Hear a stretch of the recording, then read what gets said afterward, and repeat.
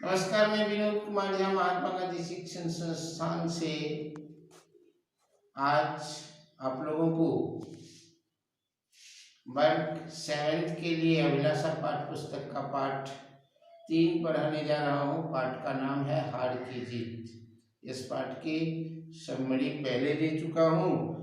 आज आप लोगों को बिंदुवार पाठ पढ़ाएंगे। हार की जीत एक पौराणिक कथा है जिसमें संदेश दिया गया है कि हमेशा हमारी आँख सही नहीं देखती, हमेशा हारने वाले की ही हार नहीं होती, वह किसी न किसी रूप में जीत भी जाता है। प्रस्तुत कहानी मानवीय भावनाओं पर आधारित है। बाबा भारती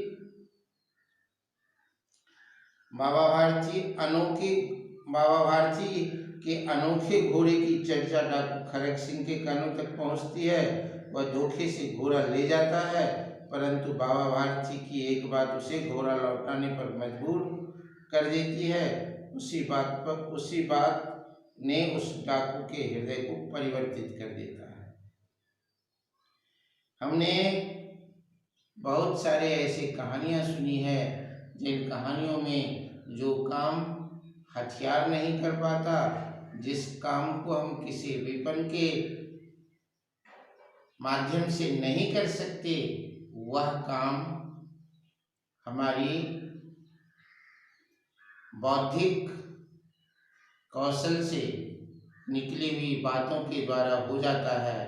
हमारी चतुराई से, हमारे तेज से, हमारे प्रभाव से आदमी प्रभावित होकर के उस काम को कर देते हैं। चलते हैं पाठ की ओर।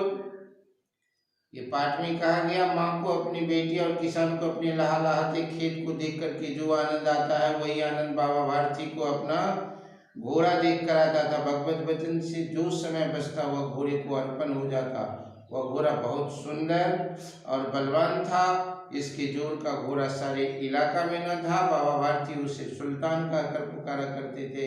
अपने हाथ से खरहरा करते, खुद दाना खिलाते, देख देख कर प्रसन्न होते।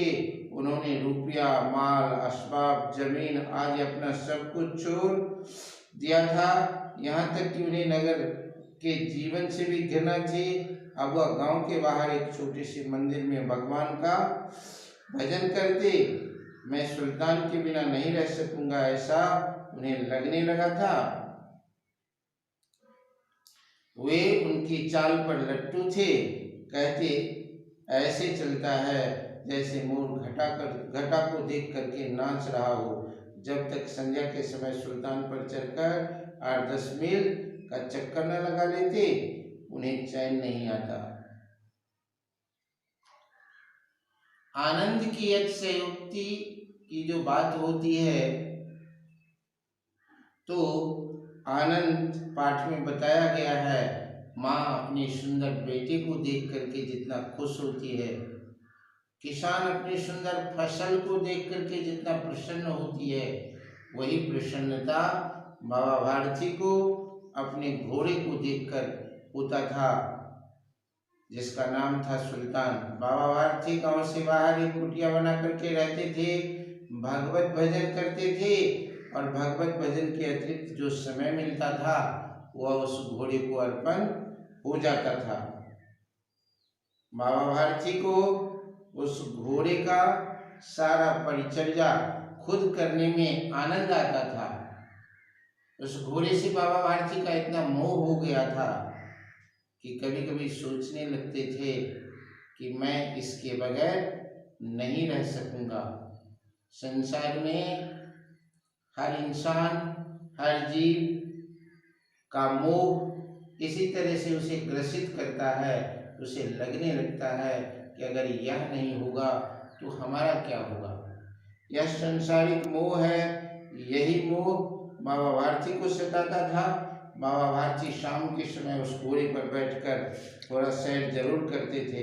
खड़ग सिंह उस इलाके का कुख्यात डाकू था। लोग उसका नाम सुनकर कांपते थे। होते होते सुल्तान की कीर्ति उसके कानों तक पहुंची। उसका हृदय उसे देखने के लिए अधीर हो उठा। वो एक दिन दोपहर के समय बाबा भारती के पास पहुंचा और नमस्कार करके बैठ गया। उस इलाके का कुप्रसिद्ध डाकू खरक सिंह था, जिसके कानों तक बाबा भारती के इस सुंदर घोड़े की खबर गई। वह उसे देखने के लिए बेचैन होने लगा और एक दिन आश्रम में पहुंच करके बाबा भारती को प्रणाम किया और बैठ गया। बाबा भारती ने पूछा, खरक सिंह क्या हाल है?